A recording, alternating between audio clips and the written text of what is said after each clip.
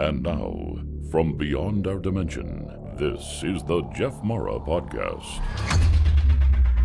Here's Jeff. My guest is Sherri Divband, author of Starseeds and The Great Awakening. She works with starseeds, obviously, psychic children, and animals.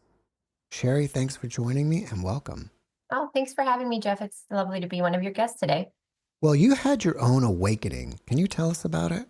I did, Jeff. I think my awakening has been happening my whole life. I am not like the typical person that had a near-death experience and had a grand awakening. I think my awakening happened progressively throughout my life.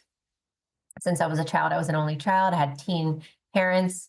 I moved around a lot to different cities. I was bullied a lot by the children. Never felt like I fit in, didn't get along with many people. I was very introverted. I was very shy. So the animals were my friends, and I was one of those that talked to animals.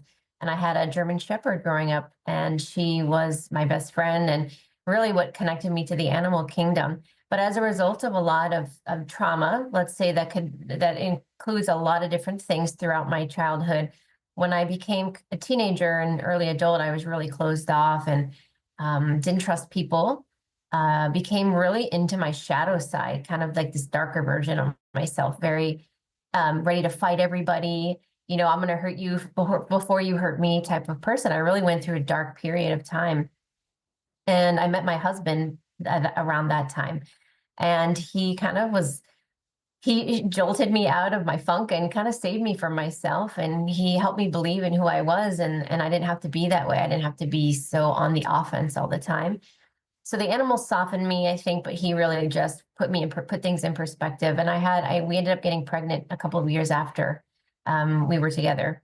And the birth of my son changed everything for me. I have 3 children now, but at the time, I looked at this child and I thought, wow, I can't be so judgmental and so angry at the world because I don't want to bring him into a world like that. And I started to look at other people with kinder eyes, in the sense that if I had my traumas and it resulted in me being the way that I was and projecting, perhaps most people that are also like me, that are the angry people in the world, the ones that are the meanies and the ones that are, living in ego, perhaps there's a reason for it. And I dropped the judgment, and that caused a very significant spiritual awakening for myself. It was the catalyst for me to really dive deeper into who I am and who I wanted to be for my son.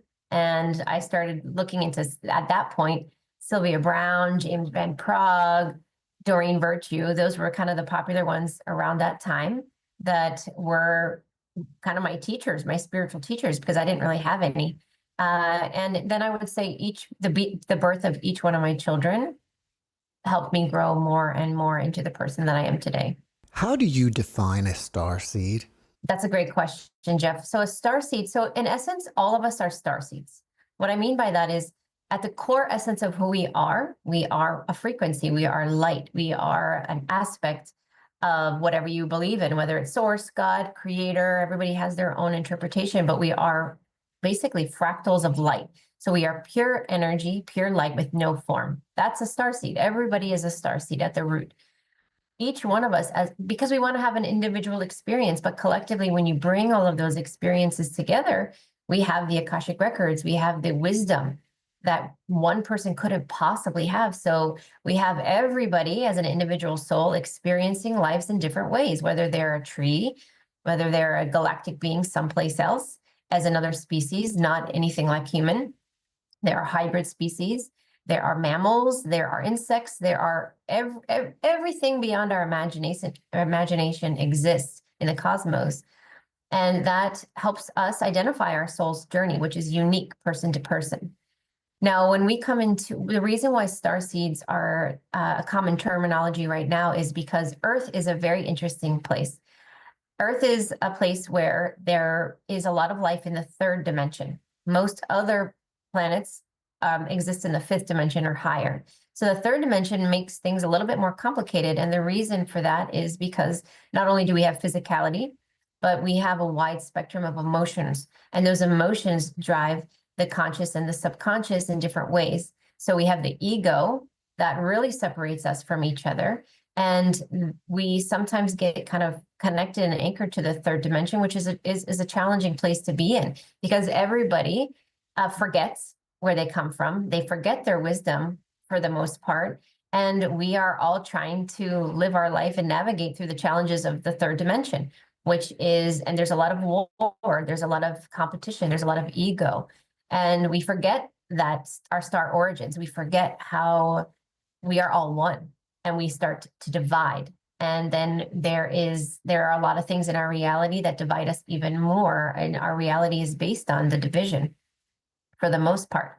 So the indication between starseed and non-starseed in the third dimension really is those that have forgotten where they come from, and they don't have their abilities turned on, and they don't believe in anything else, and they are really limited. They have a lot of limiting beliefs. And there are those that believe, that remember, that are, and a lot of those are near-death experiencers. So they were one way, they had a near-death experience, and it activated or awakened them to something bigger than themselves, and they started to remember who they are. So the starseeds are really the ones that are the pioneers and the way showers for humanity to remember who we are, so that we can connect as one, as opposed to fighting each other. What do you think are some of the most common limiting beliefs that people buy into that you see over and over again? I see that the driven aspect of the lower dimensional field that we are in is driven by fear. So in order for us to be manipulated or shamed in some way, fear is the driving force. So a lot of our limiting beliefs are passed down from our ancestors with something called quantum entanglement and energetically, but also our epigenetics. So the limiting beliefs are driven by fear from our ancestry of what we have gone through as a group, as a network, whether it's dis-ease or famine or war, competition, anything that separates us. The fear resides in the cellular memory of our physical body. And as we replicate and we continue generation after generation, those limiting beliefs really start to anchor in to our core aspect of the human experience. So a lot of it is fear driven, and it has to do with not feeling like you're in control, and the unknown, and worrying about disease and money, and our ability to persevere through challenges. So there's the limiting beliefs, the core foundation of limiting beliefs, I believe, roots in the fear, the illusion. But are there like certain beliefs like I'm not good enough or I don't deserve success or things like that that you can comment on? Absolutely. So in my fourth book, Courage to Change the Freedom Movement, I talk about something called repetitive loops. So if you think about, we come in as a soul with our own identity and our own spiritual beliefs. But when we come into the physical body through our family, through our parents, we inherit a lot of limiting beliefs, like I said, that's passed down through cellular memory, through our ancestry. So we could have something, and common ones are abandonment, lack of self-worth, lack of self-trust. And that has to do with a lot of traumas in past lives where those things occurred. And then they're passed down generation after generation, and we seemingly are repeating patterns. So we have these patterns of repetition where we get in loops of, I don't belong here, I'm not good enough, nobody loves me, I can never find a partner that will cherish me and honor me because I don't deserve it. And these are limiting beliefs that sometimes are so deep rooted in the subconscious, we don't even realize that we are actually attracting that because we are in the frequency of repetition. We are carrying forward the blueprints that had been laid before us. And so a lot of what I'm seeing with the clients that I work with today in the last decade or more is that we are saying, all right, enough is enough. I no longer want to carry the trauma of my mother or my father, and this stops with me. And I'm seeing it stopping in this generation with the adults that I work with the children that I work with. They're markedly different than their parents, and their fundamental beliefs have shifted. And that's a starseed. You come in and you say, I'm going to break the wavelengths. I'm going to break up the patterns so that I can step out of the loop. So now generations that come after me have a different frequency to work through, to work from. So we have cut the abandonment off, or the I don't deserve. We cut that off and we start something new, and we create new pathways. I like how you're saying that we may have limiting beliefs that we're not even aware of. Do you have some sort of method for people to discover what their limiting beliefs are? So when I work with clients, generally what we'll do if we're working through identifying limiting beliefs, we write down the patterns. What are the things that I know that this is mine and I'm carrying this and this is only mine. Let's say lack of self-confidence. I know I didn't get that from my mother. This is something that I just came in with. Perhaps it's something from a past life that my soul is working through that has nothing to do with my mother. But then you write down a list of things. Okay, what are the things I know that I've taken on from my family? Addiction, anger, jealousy, shame, things like that are a lot of times are passed down. And we start to categorize where these things are coming from. What are the root causes? And then what are the unknowns? So the unknowns are, these are the behaviors that I have. These are the things that I'm doing that are self-sabotaging. And as we put these down and we lay them out, sometimes we can identify patterns, and those subconscious limiting beliefs start to surface because you're putting it all out. I'm a big macro person. So when I work with people, I prefer to look at a bird's eye view of their life. So I'm looking at their soul's journey. What are the other lives that they've had that can contribute to what's happening? What is their ancestral lineage? What's their spiritual lineage? And then we take all of that information and the information that they themselves have written in front of them, and we can identify what the patterns are, and then we can break the patterns. And it's all about looking at it from a different perspective, because as humans, we are very emotional. That's just how we're designed. That's what makes us primal. That's what hinders our instincts sometimes, because when we are in these fight or flight patterns, our sympathetic nervous system is the driving force. That's the fight or flight. So we have these survival chemicals going through our body all the time, adrenaline, cortisol, and that really cuts off the right brain of our intuition and our knowing and our higher perspective. So we sometimes get in these loops, and then we get trapped in them, and we have difficult time being neutral and looking at things from a higher perspective. And when we are neutral and we look at things from a different perspective, we oftentimes see things that have been in front of us the whole time, but we just never saw it. All right, if we get back to your book that's titled Starseeds and the Great Awakening, what is the Great Awakening, and is that the same thing as what many people call the Ascension? Yes, Jeff. So there are many different terms that mean the same thing. So we have the Golden Era, the Golden Age, the Great Awakening, the Grand Rising, the Ascension. All of these are terms that this is my belief, in my perception, that all mean the same thing. I believe that this is a long and drawn out explanation, so I'm going to abbreviate. Humanity has gone through eras of growth and eras of descension, eras of growth, eras of descension. And right now we happen to be leaving the dark ages, an era of descension. And that's how a lot of people anchored into the third dimension and really lost their way, forgot who they were, bought into all the programming, and have become heavily addicted to the 3D. And that could be literally through alcohol and drug use and video game and gambling and things like that. But now we are going through a period where we are activating. Our DNA actually is shifting. And the reason for that is, and for all of the viewers out there that know who Dolores Cannon is, who I admire greatly, she talked about the 3 ways of volunteers. Those are starseeds. So those are ascended beings that choose to come into this lower dimensional grid in order to activate and awaken those around us. And the reason that she said that they were coming through over 100 years ago is to prepare us for the ascension. So the ascension is a period that is not just one period.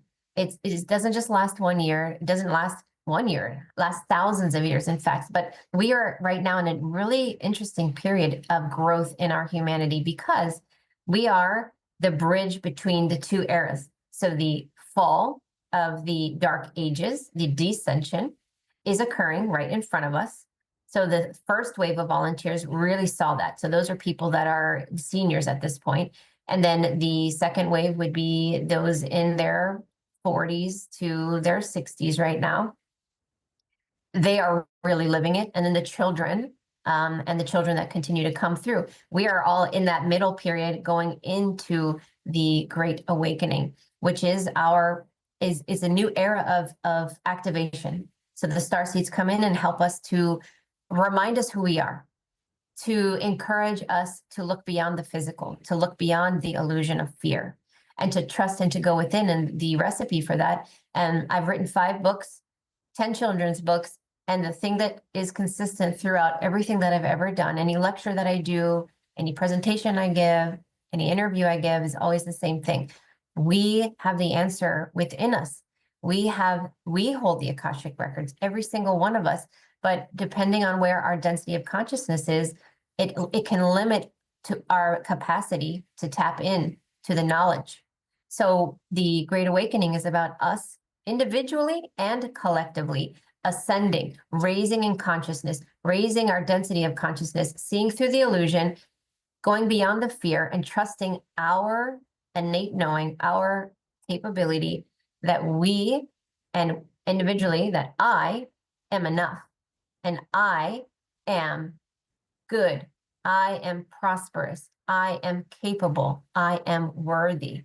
And the more of us that activate and believe that, we are more empowered and we become sovereign, and we no longer consent, whether consciously or subconsciously, to the 3D enslavement, which includes a lot of different things. Do you feel that we're in for some rough times ahead until we go through the Great Awakening completely?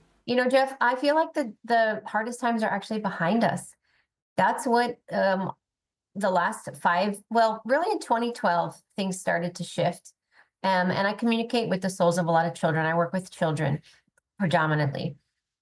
And I was told after the year 2000 is when a lot of the ascended starseeds started to come through. And we can see a lot of children are way different than previous generations. So they are changing the tune, and we are shifting the frequency. So that changes the whole game here.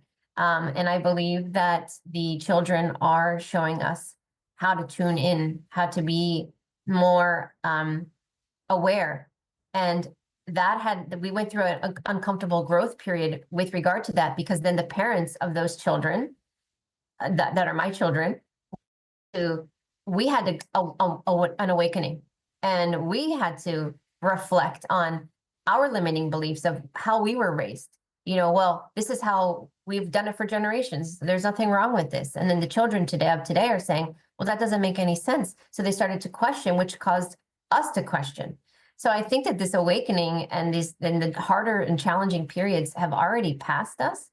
And we are going through a dark period right now, but we are at that 11th hour. And I think to not get into anything political or anything too dark, the dark ages, the cusp of it has passed us already. So we've already been through it. And we've transitioned from that. Many people have awakened since those experiences of losing loved ones, losing friends, reevaluating their whole life and what they want to do. And now I think, actually, in my opinion, 2025 is about the new. So we're seeing the collapse of the old systems and the new. So it's actually quite exciting. But the issue that we're seeing here, Jeff, is the people that are in tune and aware and spiritually open are excited because we see the changes coming. The people that are deep rooted into the 3D that are not really ready to believe in anything else or to accept anything else, or to believe that anything could be better, this could be disconcerting for them because they don't like the change. They'd rather just keep things the way they are because they're comfortable with it. So there's a divide, and that divide makes things more challenging because there's so much good happening, but there are a lot that believe that there's a lot of destruction occurring, which there is. So it's varying degrees that's happening. But I believe that we are in the final years where things are going to start to improve significantly. Are there any things we should be doing to get prepared for this?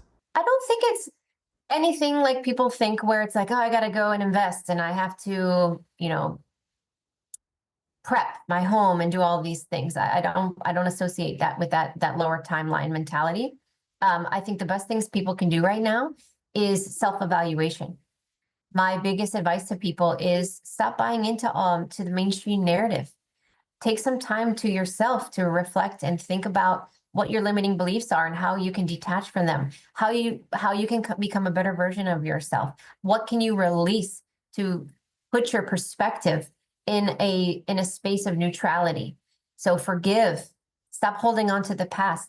Forgive those that have hurt you. You're not forgiving necessarily the act that they did, but what you're doing is releasing them from your consciousness, because the more we hold on to anger from something someone did to us in the past, people don't realize that spiritually and energetically there's a line connecting us to them.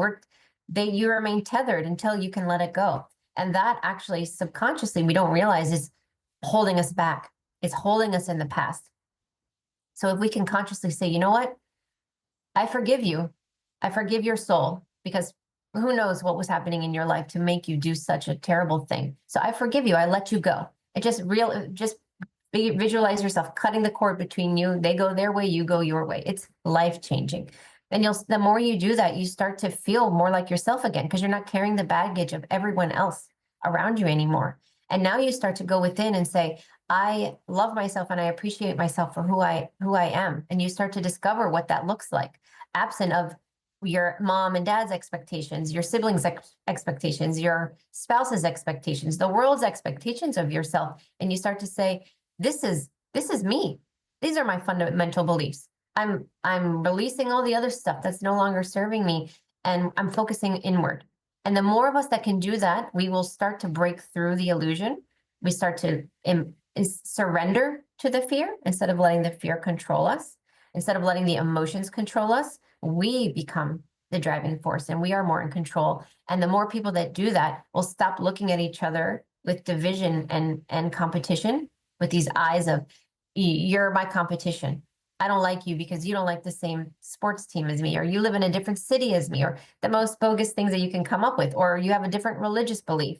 None of that really matters. Those are all aspects of division that is designed, unfortunately, in the third dimension to keep us separate, because we are stronger together as a community, and children are trying to show us that as well. Earlier, you mentioned that children are different now. In what ways are they different? They're different in a lot of ways. And it's not just one thing, because there are groups of children. So a wave of what I call crystal children came into our reality around the early 2000s. And they came through like the love frequency. So children that are in this group, the crystal group, are in their 20s right now, late teens, and they are the kindest, sweetest, most gentle souls you've ever met. Most people, if they hear what I'm saying, they'll say, "Oh, I know one of those, or I have one of those." They don't like competition, conflict. They get along with everybody. They're easygoing, even keeled. They love nature. They appreciate everybody. They're kind-hearted and they're humble. They came in as a wave, literally as a wave of frequency to open our hearts, because a lot of adults have had so much trauma, have been told to keep your mouth shut, put your big boy pants on, and don't cry, and do this, and this is what we always did, and this is what we're going to continue to do, and we've lost ourselves. So the children come in and they open up our hearts, like my son did for me. He's a crystal. He broke open my heart. It was just layered with just walls, and he opened it up and allowed me to feel what love feels like again. And everybody around him and these types of children, young adults, are very loving, very compassionate. That's how it started. Open our hearts. Show us what love feels like again. Unconditional love. Then the next wave came, and they're the innovators, the analytical thinkers, the engineers of the new earth. They are so smart, so driven. They ask the questions. You can't just say no. They say, well, why? I want to understand. They want to talk it out. They are very logical, very analytical. They're the innovators and the way showers of the future. They're going to come up with so much great technology, so many advancements that we are lacking, but from a higher perspective. They're very big on knowledge. knowledge. I want to understand. I want to know everything. They're thirsty. They're driven. They're still humble and kind, but they have a little bit more of a backbone than the crystals. And then there's other waves of children. Those are called star. And then the other wave that I work with there are rainbows. They kind of have a little bit of everything, but they are the ones that are very stubborn. They are free spirits. They're the ones that are trying to break the system, break people of their habits, break people of their programming. They don't take no for an answer. They are persistent. They will drive their point to no end because they're trying to get us out of those loops. They're trying to break us from the patterns and say, you're not looking at this from the right perspective. Even though they're younger than us, they are so much more wise. These children all of them are very psychic. They're very open. They're very in tune. They feel like old souls. They're just a different harmonic frequency than we've ever seen before. They're awake and they're alive and they're vibrant and amazing. It's interesting that you talked about competitiveness because I think that's so true nowadays because many kids, they even have a word for people who are too competitive. They call them tryhards. Have you heard that? Yeah. It's okay to be competitive. We're not knocking the competitive nature of our reality, but what we're doing is the nature of this reality is driven on competition and division, right? So they take it one step further. It's either I win or nothing else. And it's the ego. It's egocentric division and competition. So children aren't having fun anymore on the field with the parents that are making them play and yelling at them and if anybody's seen a sports, any kind of sports game today, in today's world, soccer, basketball, baseball, doesn't matter. The parents are yelling at each other, getting into fights in the stands. And the children, a lot of them that aren't into the programming like their parents, they don't want to fight with each other. They're like, I just want to have a good time. It doesn't really matter if I win as long as we're having a good time. And they're bringing in the next level. They're leveling up the competition in the way that they're letting people know it's okay to have a winner and a loser, but we don't have to drive it in and make it so separated, make it look like the losers and the winners in that regard. And so they just want to have a good time and they don't want to fight with each other. And they're changing, I believe they're shifting the trajectory of future sports. One of my sons is a high school wrestler, and so I've seen many wrestling matches. And one of the things I found surprising is how these kids congratulate each other after the match is over. And some of them even hug each other. So I think you're onto something. Absolutely. Yeah. It's about building each other up, supporting each other and saying, great, good job. But also consoling the ones that did not play their best game. And historically, they get shamed and they get bullied and their parents yell at them and they go home and they are in the frequency of shame. That's no place to be. So these children want to honor each other. And I think it's a beautiful thing. Do you think our animals are psychic? And the reason why I ask is because I have a dog that sleeps in a bed near my bed. She has her own bed. And many, many times I'll get up and she'll just like linger in bed for a couple hours. But one morning I was thinking to myself, okay, I'm going to get up and I ride my bike and take the dog with me. And I hadn't even gotten out of bed yet. But as soon as I got up, the dog was ready to go. It was like she knew I was going. Yeah, this is my favorite topic.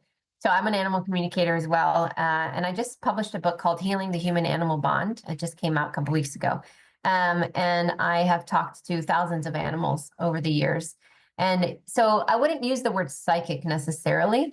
They're very in tune. They are a higher density of consciousness.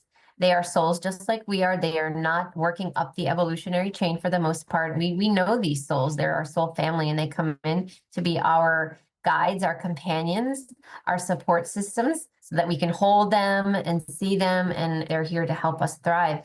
But they are way more in tune with the environment than we are. They can sense our emotions. They know what we're going to do before we're going to do it. We even know, and that's not because they're psychic per se.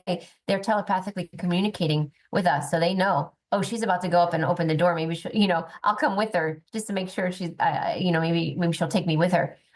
They sense when we're on our way home from work. They just know minutes before anyone else because they're attached energetically we have this etherical connection to them. So no matter where we go, how far we are from them, we're still connected energetically and telepathically. So we're communicating with each other all the time. Animals can protect us from intruders in the home physically, but also astrally. So ghosts and entities, they guard portals. They're absolutely a big part of our reality, and our connection to them is quite sacred. Do you generally feel that this is mostly with dogs or most animals? So speaking domestically, that's dogs, cats, and I guess anything we've domesticated as far as exotics go. We have a different soul contract with animals that are domestic than we do with wildlife. So I believe that the soul connection that we have with the domesticated animals is what I mentioned. We know them, they know us, they'll reincarnate and come back, and the same soul is in a different body, so they could be with us for longer periods of time. Our connection with wildlife is a little bit different, though. Our wildlife, they are indigenous, they are earth spirits, and they are the guardians of the land. So they are grid workers, they harmonize frequencies, and they balance the energy and the environment around us. So we don't have as a close relationship soul to soul with them, but it's all an appreciation and sacred connection of kind of coexisting in a very cohesive and symbiotic way. You're going to be speaking at the Full Disclosure Now conference in July, right? I will no longer be able to make that, unfortunately, but I am speaking at the Rebels of Disclosure conference in next month in Grafton, Illinois. What will you be talking about there? At that conference, this is my third year speaking, and I have talked about starseeds and a lot of 3D interference in the past 2 years. So this year, I'm focusing on my new book, Healing the Human-Animal Bond, Our Sacred Connection to the Animal Kingdom. So I'll relate that to our connection with the animals, how they support us, but I'll bring children into it as well. When you're at one of these conferences, they appear to me to be mostly UFO based. So that brings me to the question, have you had any experience with UFOs?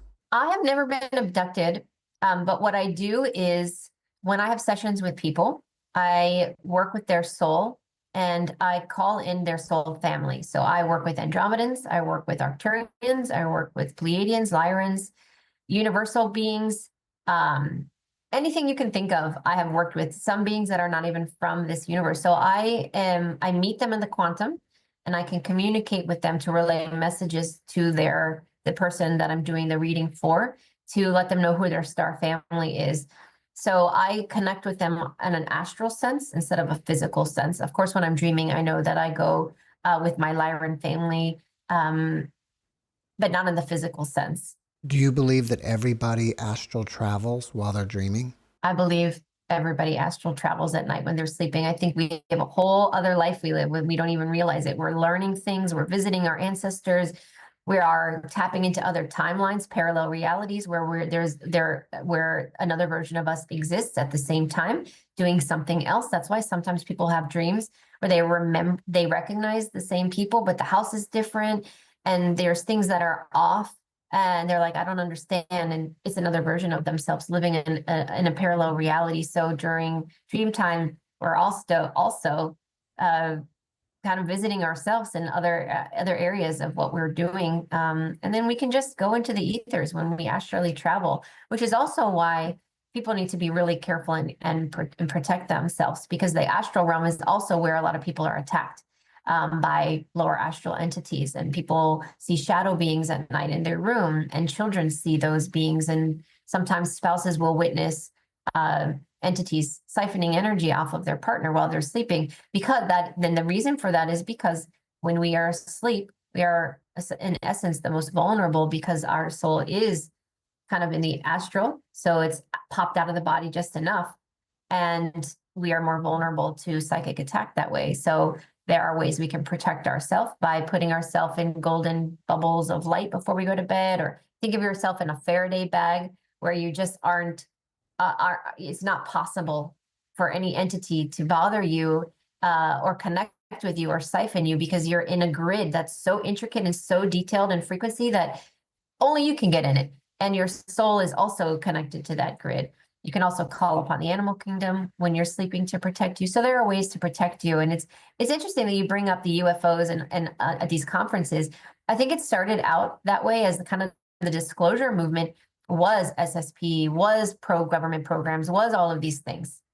And it's evolved lately, from what I can see, to more spirituality. So they're mixing and integrating the two, which I think is lovely. So the Disclosure Now conference that I spoke at last year not only had survivors and near-death experiencers and all of these kind of the darker subjects, plus the UFOs and abductions, but they started to integrate people like myself talking about children, talking about starseeds, and there are others talking about all sorts of things that are more spiritually based. So I love the integration because it shows the progression. Okay, now that we've got the disclosure, how can we evolve from it? How can we expand our consciousness? And by bringing several subjects together, we got the science and we got the spirituality.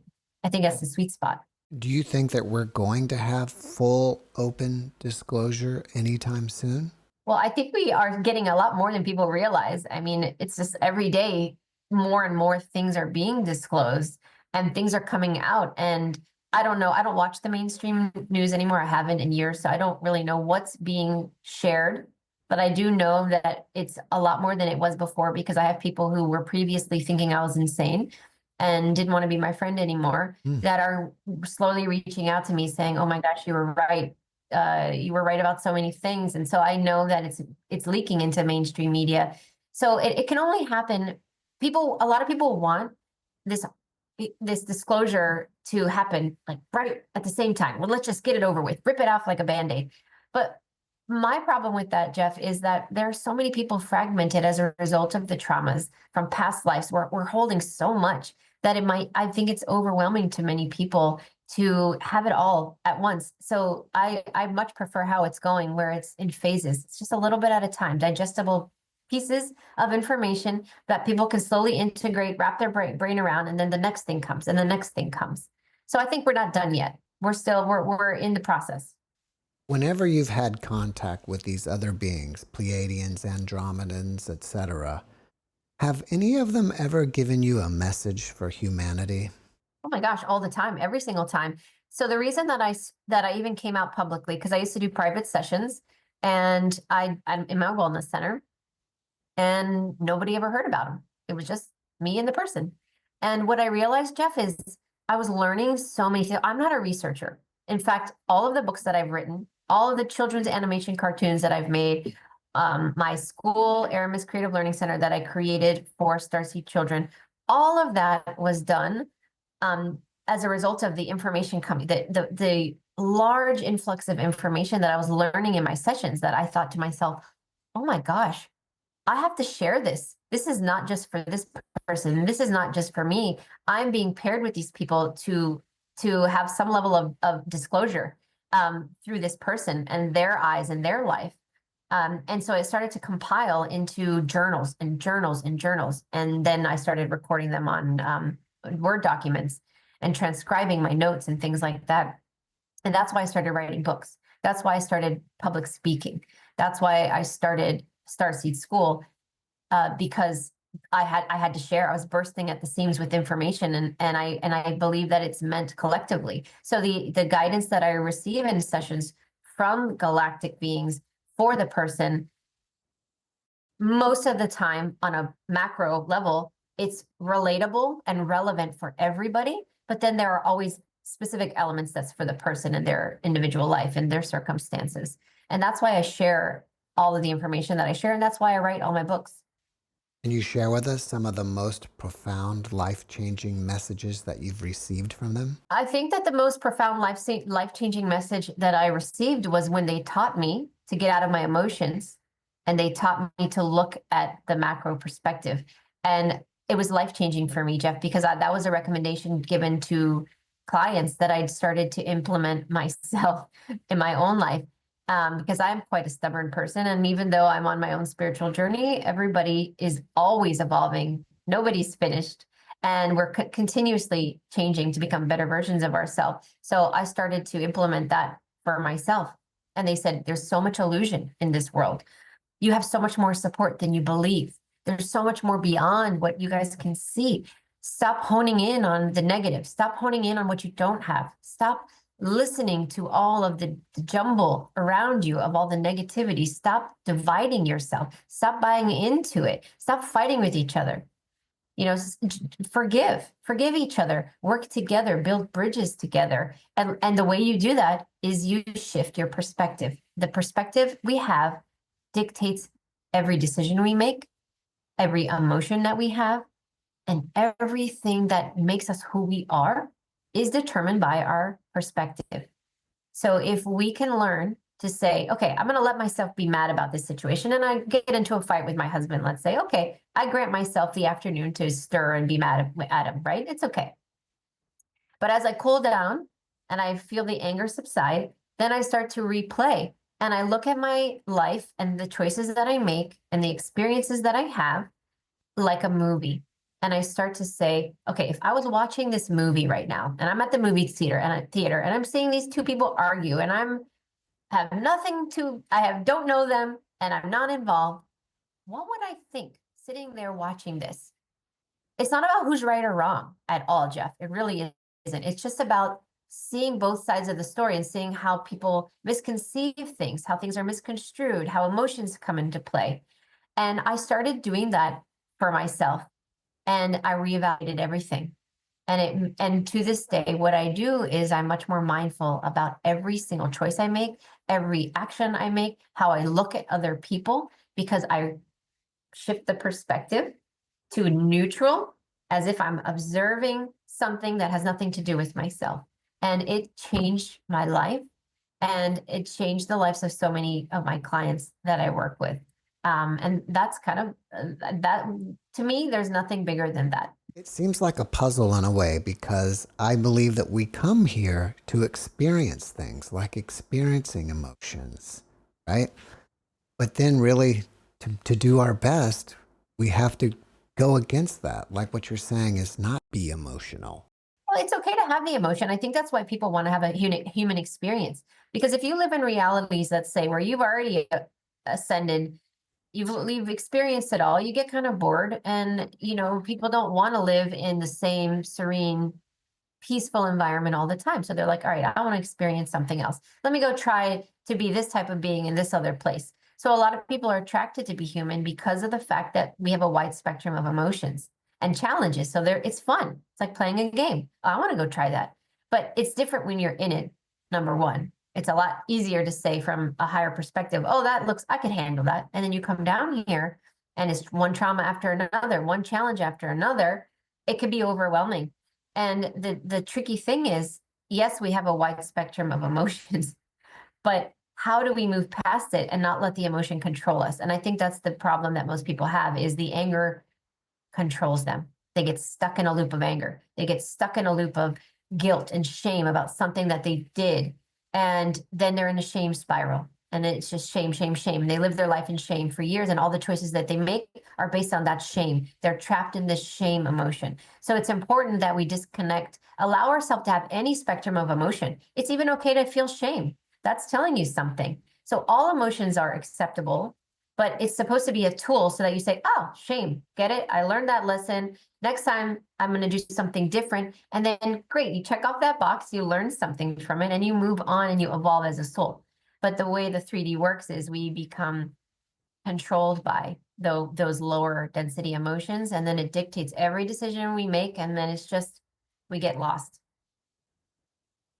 and we lose control. After this incarnation, are you coming back or are you going to go somewhere else? Me personally? Yeah. Or anybody? You. Like, are you going to go are you going to come back here, or are you going to go be with the Lyrans or do something else? I have a very important soul journey. No better than anyone else. I'm just saying what I've chosen to do is generational. So I'm shifting the trajectory of future education. So my daughter, I have to explain this to answer the question. When I had two boys, my daughter, the soul of my daughter, came to me about a year or so before I got pregnant and introduced herself and said, I am so-and-so. I'm coming into your life as your daughter. I have a really big mission. And can you help me? So of course I said yes. I didn't know what it was at the time. And it wasn't until she was about 2 years old that I learned that is a teacher. Everything about her, she wanted to be a leader. She wanted to teach everybody. She wanted everyone to listen to her. She turned her room into a classroom. At 4 years old, she had, like, it looked like a classroom. What I realized is I need to shift the trajectory of the education that's not serving the highest good of these starseed children that require more, that are not being given an opportunity to thrive in. So I started to have more sessions with children and learn, what do the starseed children want? So my clients shifted. I was suddenly seeing child after child after child, nonverbal children, children labeled on the spectrum, children that were had behavioral issues. And I would consult with their soul. And what I was discovering is these starseeds are dynamic. They're multidimensional. Their processing speeds of thought are way more grand than everybody else. And they're here to be the way showers of the future, and they require a different environment to learn. And so I realized, oh, this is what my daughter was talking about. So fast forward today, we are working to open our first physical location of conscious education here in Florida. And I believe that this is a legacy that I'm creating for my daughter to one day take over, as well as my other children.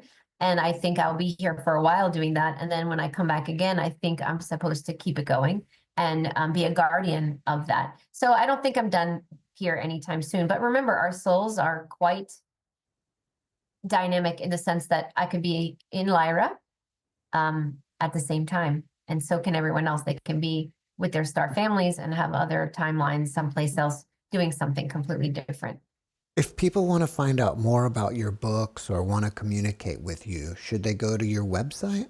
Yeah, I have several websites. I have my main website is sherridivband.com, and that's more about me and my work and my sessions and how I work with people. And then Aramis Creative Learning Center is my children's online school that's going to be morphing into a in-person conscious education center. So those are the two main ways to find me. Before we finish up, can you leave us with a last positive message? Oh my gosh, there's so many positive messages. I think I want to bring it through to animals right now because the animal kingdom is really stepping up, which is why I chose to write the newest book. We are supported in so many ways that we don't recognize. I think we're so perpetually trained to think attack, apocalypse, negative this, all the things that we're limited by. And we're marinating in it all the time. And I think what people don't realize is how much support we actually have. And the animal kingdom is one that I'm really connected with. And they are with us all the time. They are guiding us. They are supporting us. They want us to evolve. They want to be with us. And our domesticated animals are our companions to help facilitate that. So just don't be afraid to call on them for protection, for guidance, for reassurance, for comfort. They are around us all the time, and we are never alone. And that's the number one message I get from my sessions with the Galactics as well. You're never alone. You're always protected. You always have someone around. And don't forget that sometimes we choose to take on really challenging lives where we struggle. Maybe we don't have a lot of money. Maybe we have a lot of chronic illness. A lot of starseeds choose to take on really challenging life so that they can transmute ancestral healing. They can heal the ancestors before us. We are transmuting a lot of these negative frequencies, disconnecting from limiting beliefs. So there's a lot of challenges, but we can persevere through all of it. And I think that we are perpetually encouraged to not believe in ourselves. And we have to go outside of ourselves to get the knowledge that we need, to get the guidance that we need. When we have had it the entire time. We have everything we need to know. And we're protected in so many different ways. And the animals always remind us of that you don't need to go outside of yourself for salvation, for sovereignty, for peace. You just have to go within. And the sooner everybody goes within and loves themselves, then we can look at the world through much kinder eyes. Sherri, thank you for your message, and thank you for being my guest. Thank you so much for having me, and thank you so much to the audience for giving their time today to listen to me speak. I appreciate all of you. Thanks for watching the JeffMara podcast. I really appreciate you. Another way to show support is through YouTube memberships. And if you do, there are loyalty badges and other perks depending on your level of membership. All you need to do is click the join button underneath the video to find out more. Thank you for your support.